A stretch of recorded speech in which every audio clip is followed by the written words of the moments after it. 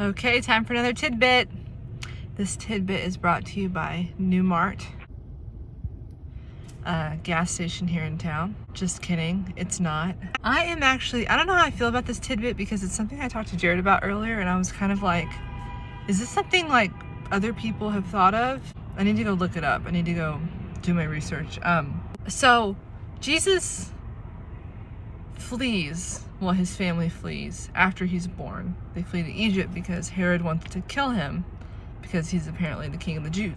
And Herod's like, no, I'm the king of the Jews and I don't want you being the king of the Jews, small baby child. Herod sets out and kills every male child 2 years and under in the area of Judea and Bethlehem and the surrounding countries, is what scripture says. So I'm thinking to myself, like, when Joseph and Mary come back, like when Jesus is like 6 or 7, whenever he comes back, whatever age he is, people in that region are like, wait, how old is he? It's my son Jesus, like he's 7. Maybe later on, as Jesus is doing his actual ministry, later on in his life, is that where a lot of animosity comes from? It's an interesting thought. If your son was killed by Herod because they were looking for the Messiah, and then shows up the Messiah, I don't really have some sort of spiritual anecdote here. It's just a thought of like, Jesus wasn't as well received maybe by certain people because of